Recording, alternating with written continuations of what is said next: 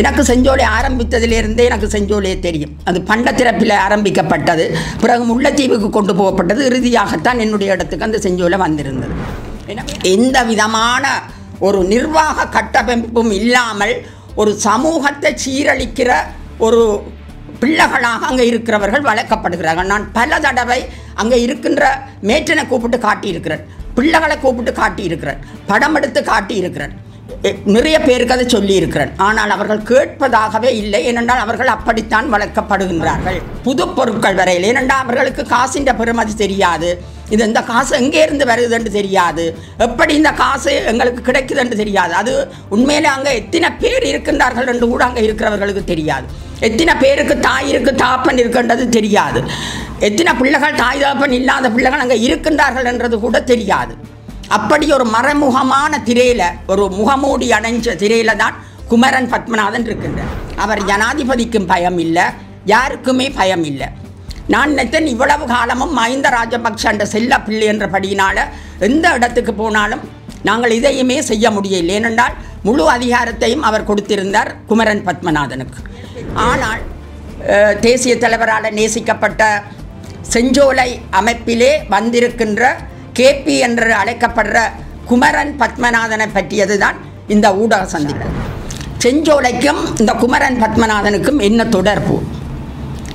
எதற்காக மஹிந்த ராஜபக்ஷ செஞ்சோலையில் இவரை கொண்டு வந்து போட்டு இவருக்கான ஒரு ஹவுஸ் அரெஸ்ட், அதாவது வீட்டு காவலில் இவர்களுக்கு 7-8 பேரை போட்டு இவரை காவலிலே வைத்திருக்கிறார்கள்? இதற்காக இவரும் அதற்கு உடன்பட்டிருக்கிறார். யாரும் எதுவும் அவரை பற்றி கதைக்க முடியாது. அந்த இடத்திலே எந்த ஒரு நபரும் உள்ளட்டு என்ன நடக்குது என்று பார்க்க முடியாது. ஒரு சொல்லப்போனால் ஒரு என்னை பொறுத்தளவில் அது ஒரு கைலாசத்தில் நித்யானந்தா இருந்த மாதிரியான ஒரு நிலைமையில தான் அந்த செஞ்சோலை இன்றைக்கு இருக்கின்றது. உங்களுக்கு தெரிந்தவரோ நீங்களோ விபத்தில் காயமடைந்தால், ஸ்லிப் அண்ட் ஃபால் அல்லது லாங் டேர்ம் டிசபிலிட்டிக்கு செல்ல வேண்டியதாக இருந்தால் 25 வருடங்களுக்கு மேற்பட்ட அனுபவம் வாய்ந்த பிராங்க்லின் லா ஃபர்ம் ரவி நடராஜாவை அழையுங்கள். பாதிப்பான சூழ்நிலையில் தகுந்த ஆலோசனைகளை வழங்கி கூடிய கொடுப்பனவுகளை பெற்றுக் கொடுக்க நம்பகமான சட்ட சேவைகளுக்கும் இலவச ஆலோசனைகளுக்கும் ரவி நடராஜா 416-245-6555 416-245-6555 ரவி நடராஜா. எனது பெயர் விமலேஸ்வரி ஸ்ரீகாந்தரூபன். நான் முன்னாள் வடமாகாண பணிப்பாளராக தேசிய இளைஞர் சேவை மன்றத்திலே கடமையாற்றி இருந்தேன். இப்பொழுது நான் ஓய்வு பெற்று இருக்கின்றேன். நான் முக்கியமாக இந்த ஊடகத்திலே பல ஊடக சந்திப்புகளை நான் செய்திருக்கின்றேன். என்றாலும் இந்த ஊடக சந்திப்பு ஒரு தனிப்பட்ட எனது பிரச்சனை காரணமான ஊடக சந்திப்பாகவும் அது ஒரு முக்கியமான பிரச்சனையாகவும் இருக்கின்றபடியினால் இதற்கான பல முயற்சிகளை நான் மேற்கொண்டும் அது எந்த விதமான ஒரு பதிலையும் தராத பட்சத்தில் நான் இந்த ஊடக சந்திப்பின் மூலமாக எங்களுடைய நாட்டில் இருக்கின்ற இது தொடர்பான விடயத்தை கவனத்தில் எடுக்கின்ற அத்தனை பேருக்கும் இதை நான் கவனத்தில் கொண்டு வருவதற்காகவும் சர்வதேசத்தில் இருக்கின்றவர்களுக்கும் இந்த விடயத்தை கவனத்தில் கொண்டு வருவதற்காக இந்த ஊடக சந்திப்பை நான் செய்ய முன் வந்திருக்கின்றேன். முக்கியமாக இந்த ஊடக சந்திப்பு இவ்வளவு காலமும் எங்களுடைய நாட்டிலே பெயர் பெற்று தேசிய தலைவரால் நேசிக்கப்பட்ட செஞ்சோலை அமைப்பிலே வந்திருக்கின்ற கேபி என்று அழைக்கப்படுற குமரன் பத்மநாதனை பற்றியது தான் இந்த ஊடக சந்திப்பு. நான் இது தொடர்பாக பல வருடங்களாக முயற்சித்து பலரிடம் தெரிவித்தும் எனக்கு சரியான பதில் கிடைக்கவில்லை. ஆனால் மீள்குடியேற்றம் செய்யப்படுகின்ற பொழுது நான் அந்த இடத்திற்கு எனது காணிக்கு வந்த பொழுது எனது பக்கத்தில் காணியில் தான் செஞ்சோலை இருந்தது. எனது காணிக்கும் செஞ்சோலைக்கும் ஒரு வேலி இடையில் இருந்தது. பாரிய வேலியாகவும் அது இருக்கவில்லை, சாதாரணமான ஒரு வேலியாக கட்டப்பட்டிருந்தது. அதாவது மரத்தடிகளால் கட்டப்பட்ட வேலி தான் அங்கு இருந்தது. அந்த இடத்துக்கு நான் வந்த பொழுது செஞ்சோலையில் பாரிய கட்டிடங்கள் இருந்தது. ஆனால் அந்த இடத்திலே அந்த கட்டிடங்களை அகற்றுவதற்காக, அந்த கட்டிடங்களில் உள்ள பொருட்களை எடுத்துக்கொண்டு போவதற்காக பலர் அங்கு வந்திருந்தார்கள். அப்பொழுது நான் அங்கு சென்று இந்த கட்டிடங்களை யாருமே உடைக்கக்கூடாது, இங்கே உள்ள பொருட்களை யாரும் எடுக்கக்கூடாது, ஏனென்று சொன்னால் இது தாய் தகப்பன் இல்லாத பிள்ளைகளுக்கான ஒரு உறைவிடம்.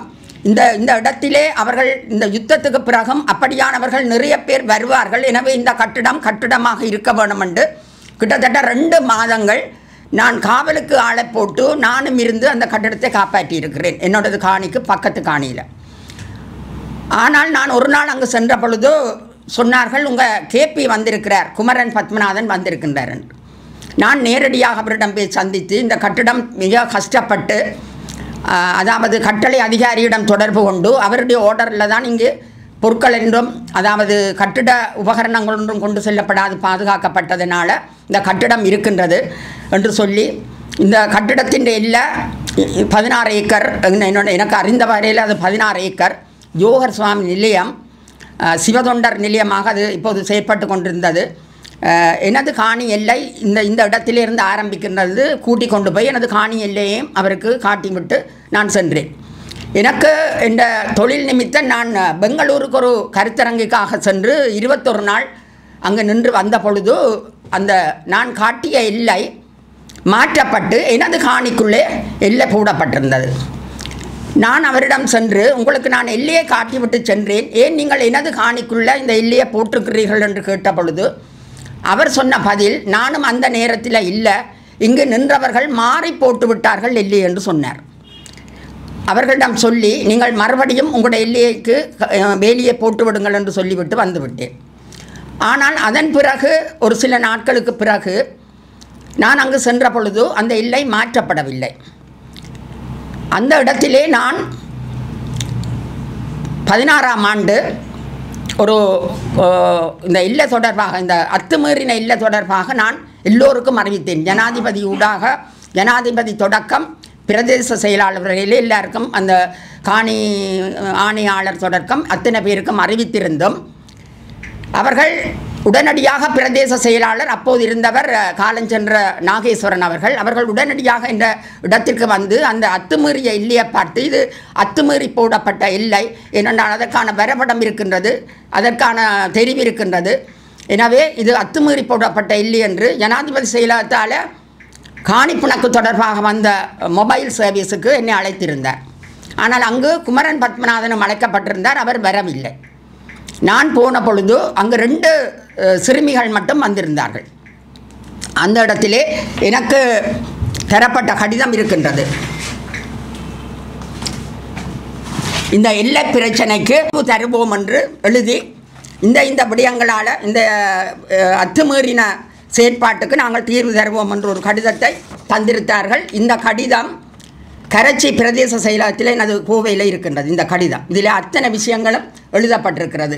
இது யாருக்கு சொந்தமானது, விமலேஸ்வரிக்கு இந்த இடம் சொந்தமானது, சிவதொண்டர் நிலையத்துக்கு அந்த லீஸில் பெறப்பட்ட இடம்தான் யோகர் சுவாமி நிலையம், இப்படியான எல்லா விஷயங்களும் இதில் எழுதப்பட்டிருக்குது. ஆனால் அதன் பிற்பாடு அந்த நடவடிக்கையை நான் செய்ததால் அந்த காலேக்கர், அதாவது எனது இடம் வந்து எல்லா இடங்களும் அளக்கப்பட்டு இறுதியில் எனது இடம் அளக்கப்பட்டபடியினால் முகப்பு பக்கம் மிக ஒடுக்கமானது. இலங்கை படத்தை போல இருக்கும். அது இலங்கை படத்தில் முகப்பு யாழ்ப்பாண குடாநாடு எப்படி இருக்கின்றதோ அப்படி மிக ஒடுக்கமாகவும் பின்பக்கம் பிறந்ததாகவும் இருந்தது. ஆனால் அவர்கள் சொன்ன விஷயம், இனி காணிக்கு போக இயலாது, ஏனென்றால் இங்கால 16 ஏக்கர் அளந்தாச்சு, மற்றவர்களுக்கு இடமெல்லாம் அளந்து கொடுக்கப்பட்டாச்சு என்றபடியினால் மிகுதியை அப்படியே நாங்கள் அளக்கிறோம், முன்னுக்கு ஒடுக்கமாகத்தான் வருகின்றது என்று. ஒரு வழிப்பாதையில் தான் அது இருக்கிறது, வேறு எங்கேயும் அசைய முடியாது. அதாவது ஒரு வீட்டின் நீளம் கூட அதிகமாக இருக்கும், அதை விட மிக குறுகிய இடம். அதில் இவர் அந்த முன்பகுதியை வைத்து ஒரு 1/4 ஏக்கர் காணியை அப்படியே பிடித்திருந்தார். அவர் கடைசி வரையும் எல்லையே மாற்றி போடவில்லை.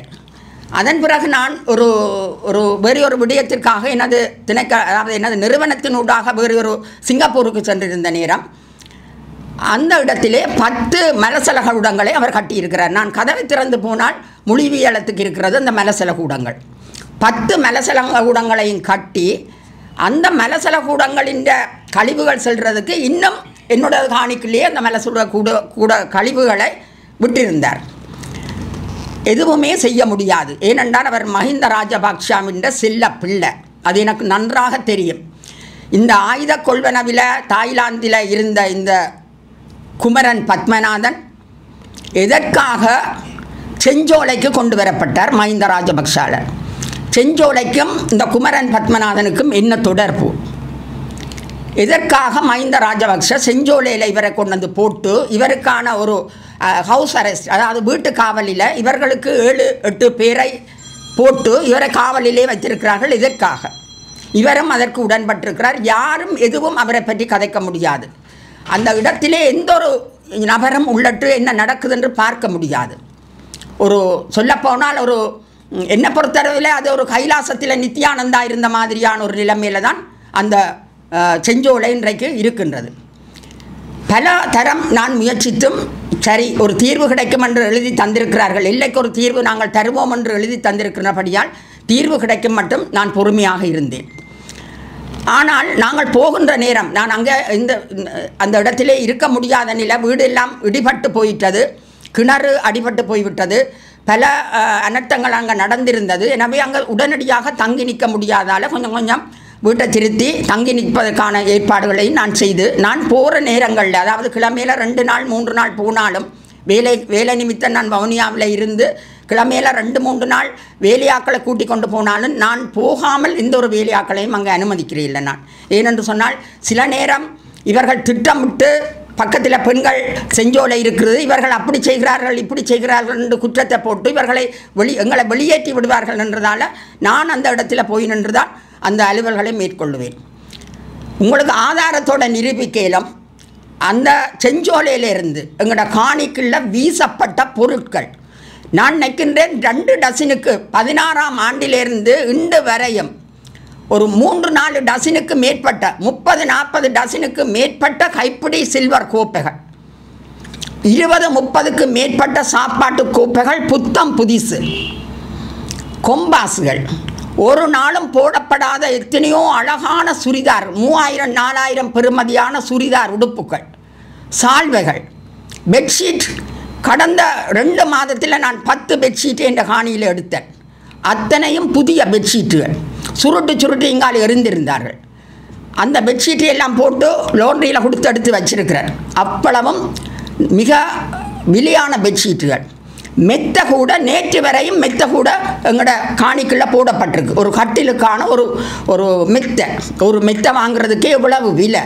ஒரு மெத்த கவரோட எங்களோட காணிக்குள்ளே தூக்கி போடப்பட்டிருக்கிறது.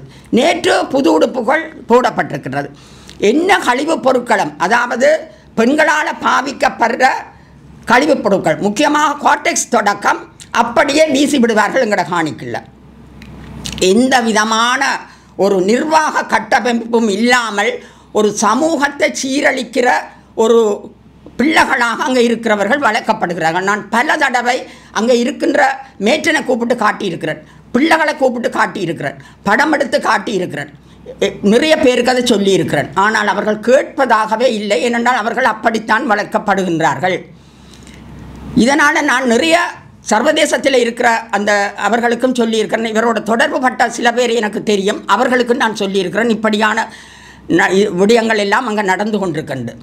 ஆனால் எதற்குமே அவர்கள் இன்று வரையும் அவர்கள் செய்ததை செய்து கொண்டிருக்கிறார்கள். நேற்று கூட நான் அங்கே போய்க்க கிளிநொச்சி ஆஸ்பத்திரியில் மருந்துக்கு எவ்வளவு தட்டுப்பாடான நேரத்தில் கூட 3 பேக்கெட் மருந்துகள் ஒரு நாளும் ஒரு குளிசை கூட பாவிக்கப்படாமல் 3 நாளைக்கு கொடுத்த 3 பேக்கெட் குளிசைகள் இப்போ நான் கொண்டு வந்திருக்கிறேன். 3 குளிசை பேக்கெட்டுகளும் அப்படியே எங்களோட காணிக்குள்ளே இருந்தது. நீங்கள் வேணுமென்று சொன்னால் என்னுடைய 6 பேர் வேலைக்கு வருவார்கள் அங்கு. அவர்களிடம் நீங்கள் கேட்டு பார்த்தால் இன்னும் நிறைய விவரங்களை அவர்கள் சொல்லுவார்கள். இங்கே இருக்கின்றது, அங்கே இருக்கின்றது, இது போடப்பட்டிருக்கின்றது, இது போடப்பட்டிருக்கின்றது என்று சொல்லுவார்கள்.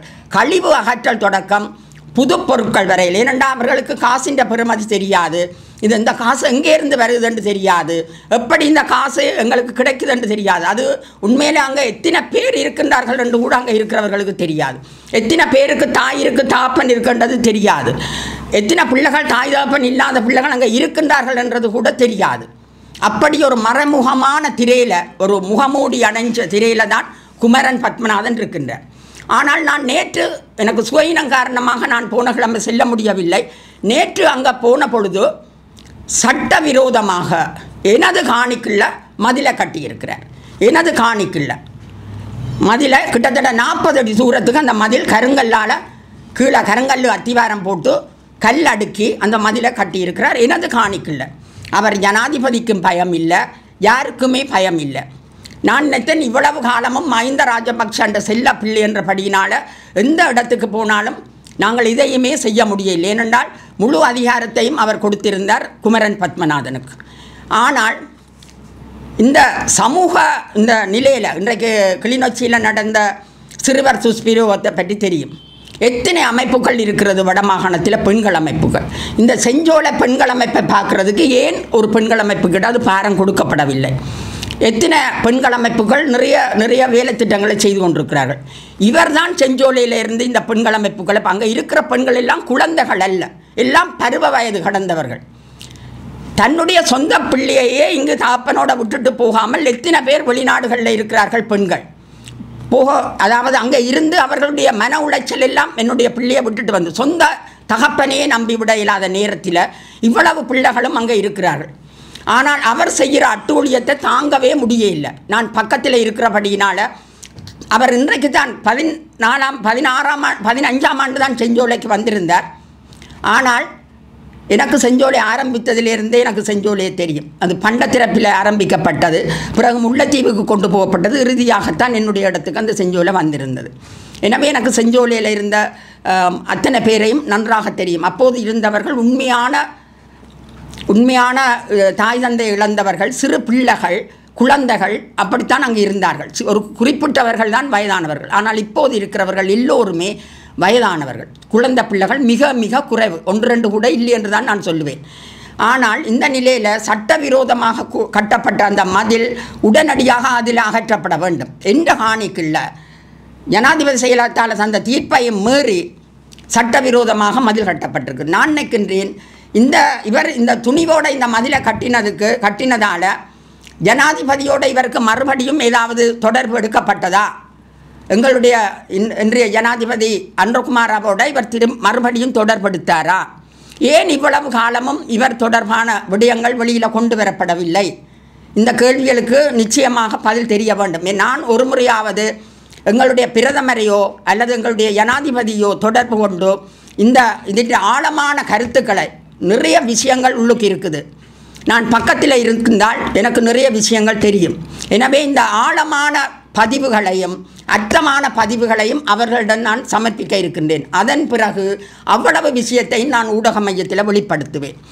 அவர்கள் அதனை பரிசீலித்து அது சரியா பிழையா, எங்கே சரி இருக்கின்றது எங்கே பிழை இருக்கின்றது என்று தீர்மானித்த பிறகு நான் ஊடக மையத்தில் வந்து எதற்காக மஹிந்த ராஜபக்ஷ செஞ்சோலையை குமரன் பத்மநாதன்கிட்ட கொடுத்தார் என்ற விவரத்தையும், என்ன அந்த செஞ்சோலை மூலம் அங்கே என்ன நடந்தது என்ற விஷயத்தை நான் நிச்சயமாக வெளிப்படுத்துவேன். என்றால் இது சமூக நலனுக்காக எங்களுடைய இனத்தின் பிள்ளைகள் அங்கே வாழ்கிறார்கள். என்னால் விரும்பி நேசிக்கப்பட்ட ஒரு செஞ்சோலை, பாதுகாத்து கொடுத்த செஞ்சோலை என்ற மட்டத்தில் நான் அந்த செஞ்சோலையை எந்த காலத்திலும் நான் ஒரு கடவுளின் இடமாகத்தான் நினைக்கின்றேன். முக்கியமாக ஏன் நான் இந்த ஊடகத்துக்கு வந்தேன் என்று சொன்னால், அந்த காலத்தில் வரலாற்றில் எங்களுடைய பசு தன் குழந்தையை இழந்து போட்டு போய் அரண்மனையில் இருந்த ஆராய்ச்சி மணியைத்தான் அடித்தது. ஏன் அடித்தது என்று சொன்னால் அரசன் கேட்பான் என்று. அதன் பிறகுதான் அரசனுக்கு தெரிந்தது பசுவின் கன்று தன்னுடைய மகனால் தேர்ச்சியில் ஏறி கொல்லப்பட்டதென்று. அதற்கான நீதி பசுவுக்கு கிடைத்தது.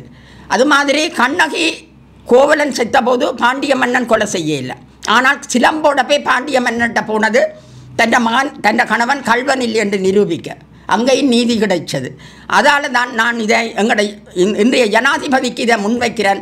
இதுக்கான ஒரு சரியான விசாரணையை நீங்கள் மேற்கொள்ளணும். பிரதமர் பெண்ணாக இருக்கின்றபடியால் இந்த பெண் குழந்தைகள் தொடர்பாக கவனம் எடுக்க வேண்டும். இங்கு என்ன நடக்கின்றது, என்ன விடயங்கள் கைக்கொள்ளப்படுகின்றது என்ற அத்தனை விடயங்களும் எங்களோட பிரதமருக்கு தெரிய வேணும். இந்த நாட்டில் ஒரு நல்ல சமுதாயம் வளர வேண்டும், சீரான சமுதாயம் வளர வேணும், நிர்வாக சீர்கேடான சமுதாயம் பெறக்கூடாது, பொருளாதார துஷ்பிரயோகம் நடக்கக்கூடாது. அதாவது இந்த மாதிரியான ஒரு பிரச்சனைகள் உள்ள சமுதாயத்தை, இளம் சமுதாயத்தை நாங்கள் வளர்த்து விடக்கூடாது. தன்னுடைய சுய லாபத்துக்காக எல்லோரையும் விலைக்கு வாங்கி தான் சரி ஒரு முகமூடி அணிந்து இன்று அவர் வலம் வந்து கொண்டிருக்கின்றார். இன்று எங்களுடைய இனத்துக்கு அவர் துரோகியாக, நாங்கள் எதிரியை நம்பினாலும் துரோகியை ஒரு நாளும் மன்னிக்க போகிறதில்லை. இன்று அவர் எங்களுக்கு ஒரு துரோகி. அந்த துரோகத்தனத்தால் இன்றைக்கு எத்தனையோ உயிர்கள் பறிபோயிருக்குது. இந்த துரோக செயலால் நாங்கள் இன்றைக்கு எங்களுடைய இனத்தை இழந்து நிற்கின்றோம் என்றபடியினால் உடனடியாக இந்த சட்டவிரோத கட்டிடம், அதாவது மதில் உடனடியாக அகற்றப்பட வேணும். அவர் 40 அடிக்கு கிட்ட அதை கட்டிவிட்டார், மீதி கட்ட இருக்கின்றார். எனவே உடனடியாக அந்த சட்டவிரோதமான மதில் அமைப்பு எனது காணிக்குள். தையிட்டு விகாரைக்கு 3 வருஷமாக போராடுகிறார்கள். உங்களுடைய நிலம் உங்களுக்கு தான் என்று ஜனாதிபதி சொல்கிறார், பிரதமரும் அதைத்தான் சொல்கிறார், உங்களோட நிலம் உங்களுக்கு எப்பவும். ஆனால் எங்களோட நிலத்திலேயே நாங்கள் வாழ உரிமை இல்லாமல் ஜனாதிபதிகள் என்ற செல்வாக்கில் இவர் வலம் வந்து கொண்டிருக்கின்றார். மஹிந்த ராஜபக்ஷவை காப்பாற்றுவதற்காக ரணில் முயன்ற போது ரணில் என்ற ஜனாதிபதி ஆட்சியிலும் இவர் செல்வாக்காகத்தான் இருந்தார். மக்களால் எதுவுமே செய்ய முடியாது. ஆனால் இந்த விஷயத்தில் கட்டாயம் ஜனாதிபதி கவனம் எடுக்கணும். ஏனென்று நான் சொல்கிறேன் என்று சொன்னால், கடந்த வாரம் நான் ஒரு இடத்துக்கு பிரயாணம் செய்திருந்த பொழுது அந்த வாகன ஓட்டுநர் தமிழராக இருந்தார். அந்த வாகனத்தில் நான் பிரயாணம் செய்து கொண்டிருந்த பொழுது 2 பெரும்பான்மை இனத்தவர்கள், ஒரு சிங்கள இளைஞரும் இன்னொரு முதியவரும் அங்கே இருந்தார்கள் அந்த வாகனத்தில். நாங்கள் கிட்டத்தட்ட ஒரு 150 மைல் பிரயாணம் செய்து கொண்டிருந்த பொழுது அவர் முதல் தரம் இங்கே வடக்கு நோக்கி வந்து கொண்டிருந்த பொழுது அந்த சிங்கள இளைஞர் சொன்னது, ஒவ்வொரு விஷயத்தையும் நான் கேட்கின்ற பொழுது நீங்கள் சொல்கின்ற பதிலை கேட்கல எனக்கு உண்மையாக பெருமையாக இருக்கிறது, இப்படி ஒரு தலைவனை நீங்கள் பெற்றிருக்கிறீர்கள் என்று. இருந்தால் தலைவன், இல்லாவிட்டால் இறைவன் என்று சொல்கிற அளவுக்கு இந்த 30 வருஷம் கடந்து, இன்று யுத்தம் முடிஞ்சு 15 வருஷம் கடந்தும் அந்த தலைவனை நீங்கள் நினைக்கிறீங்கள், அந்த ஆட்சியை நீ கிடைக்காத ஒன்று நினைக்கிறீங்கள். அப்படி ஒரு நல்ல தலைவனை நீங்கள் பெற்றிருக்கிறது, நீங்கள் பெருமைப்பட வேண்டும் என்று அந்த இளைஞன் சொன்னான். சிங்களத்தில் அவர் சொல்கிறார். அதற்கு பிறகு சொல்கிறார், எங்கட இனத்தில் எத்தனை ஜனாதிபதிகள் வந்து போனார்கள், ஆனால் ஒரு ஜனாதிபதியையும் எங்கட மக்கள் 5% கணக்கெடுக்கிறே இல்லை. ஆனால் உங்களை நினைச்சு நான் பெருமைப்படுறேன் என்று சொன்னார். எந்த ஒரு ஜனாதிபதியையும் எங்கட மக்கள் கணக்கிலேயே பெரிய அளவாக எடுக்கவில்லை. இப்போது ஒரு ஜனாதிபதி வந்திருக்கிறார், அவருடைய மீதி காலத்தை நாங்கள் பார்க்க வேண்டும் என்று சொன்னார். உண்மையில் நாங்கள் ஒரு நல்ல ஒரு புனிதமான ஒரு இடத்துல தான் இருந்திருக்கின்றோம். ஆனால் இந்த மாதிரியான அத்துமீறல்கள், ஆக்கிரமிப்புகள், அதாவது சர்வதேச நடைமுறைகளுக்கு புறம்பான செயற்பாடுகளை உடனடியாக நிறுத்த வேணும். எனக்கு ஒரு சந்தர்ப்பத்தை ஜனாதிபதி அவர்கள் தர வேணும், அல்லாவிட பிரதமராவது தர வேணும். ஏனென்றால் நிறைய விடயங்கள் இது தொடர்பாக நான் சொல்ல இருக்குது. நானும் பக்கத்தில் இருந்த எனக்கு நிறைய விடயங்கள் தெரியும். செஞ்சோல தொடர்பான அனைத்து விடயங்களும் என்னுடைய கண் பார்வையில் நடைபெற்ற விடயங்கள். இவர் வந்த பிறகு கூட குறிப்பிட்ட காலம் நான் போயிருந்தேன். ஏனென்று சொன்னால், ஒரு முறை அந்த பிள்ளைகளின் அழுகுரல் கேட்டது. பெண் பிள்ளைகள் கத்தி கத்தி அழுதார்கள். நான் அந்த வீட்டில் நிற்கிறேன், என்னுடைய வீட்டில் நிற்க அழுகிறார்கள். நான் உடனே போய் ஏன் இவர்கள் அழுகிறார்கள் என்று கேட்ட பொழுது அந்த மேட்டன் சொன்னால், சரஸ்வதி பூசைக்கு செந்திரேசாவுக்கு பாவாடை சட்டை அணிந்து வர சொல்லி ஒரு தேங்காயும் கொண்டு வர சொல்லி இருக்கிறார்கள். அதால் பாவாடை சட்டை இவர்களுக்கு இல்லை, அதாலே அழுகிறார்கள் என்று. கிட்டத்தட்ட ஒரு 12-15 பேர் அழுகிறார்கள். அப்போ எத்தனை பேருக்குன்னு கேட்க, இவ்வளோ பேருக்கும் பாவாடை சட்டை போட்டு விட வேணும், பாவாடை இல்லை. நான் கேட்டேன், உங்களோட அவர் நிற்கிறார் தானே தலைவர், அவர்கிட்ட கேட்டு வேண்டுங்கள் என்று. இல்லை இல்லை, அவர் அப்படி ஒன்றும் செய்யலாதுன்ற மாதிரியான ஒரு கருத்தை அவர் சொன்னார் எனக்கு. நான் உடனே போய் அந்த அவ்வளவு பேருக்கும் பாவாடை சட்டை தைக்கிறதுக்காக 12 சாரிகளை எடுத்து வந்து, விலை கூடின சாரிகளை எடுத்து வந்து கொடுத்தேன். அந்த பிள்ளை சொல்லிச்சுது, இதில் 2 மிக அழகான சாரிகள் இருக்கின்றபடியால் 2 டான்ஸ் பிள்ளைகள் இருக்கிறபடியால் நான் அவர்களுக்கு கொஸ்டியூமை தைச்சு கொண்டு 10 பிள்ளைகளுக்கும் பாவாடை சட்டையை நான் தைச்சு கொடுக்குறேன் என்று. எவ்வளவு கூலி என்று கேட்டு அந்த கூலி காசையும் நானே தருகிறேன் என்று சொல்லிவிட்டு வந்தேன். அப்படி நாங்கள் அணுவாக வளர்த்த அந்த செஞ்சோலை இன்றைக்கு அது எவ்வளவு சீரழிவை நோக்கி போய்கொண்டிருக்கின்றது என்றது சர்வதேசத்துக்கு தெரியணும். அங்கே இருக்கின்றவர்களும் குமரன் பத்மநாதனுக்கு செஞ்சோலையில் அவர் தேசியவாதி, தேசியத்தை நேசித்தவர் என்றெல்லாம் நினைத்து அவர்களும் அவருக்கு அள்ளித்தான் கொடுத்து கொண்டிருக்கின்றார்கள். எனவே இந்த விடயத்திலே செஞ்சோலை இருக்க வேண்டும். ஏனென்றால் அது தலைவரால் நேசிக்கப்பட்ட ஒரு இடம். ஆனால் இந்த சீர்கேடுகள் அங்கே இருக்கக்கூடாது. எனவே உடனடியாக இந்த ஊடக சந்திப்பின் மூலம் நான் இந்த விஷயத்தை தெரிவிக்க வந்திருக்கின்றேன். உடனடியாக இந்த மதிலை அகற்றப்படாவிட்டால் நான் இந்த உயிரை கொடுத்தென்றாலும் அந்த மதிலை நான் அகற்றியே தீர்வேன். அதுதான் உறுதி. டிவிஐ யூடியூப் சேனலில் இணைந்திருக்கும் நேர்கள் அனைவருக்கும் எமது நன்றி. எமது காணொளி தொகுப்புகளை தொடர்ந்து நீங்கள் பார்வையிடுவதற்கு கீழிருக்கின்ற பெல் பட்டனை அழுத்துவதனூடாக நோட்டிஃபிகேஷனில் பல காணொளி தொகுப்புகள் உடனுக்குடன் உங்களை வந்து சேரும். அருகில் இருக்கின்ற முக்கிய காணொளி தொகுப்புகளையும் பார்வையிட தவறாதீர்கள்.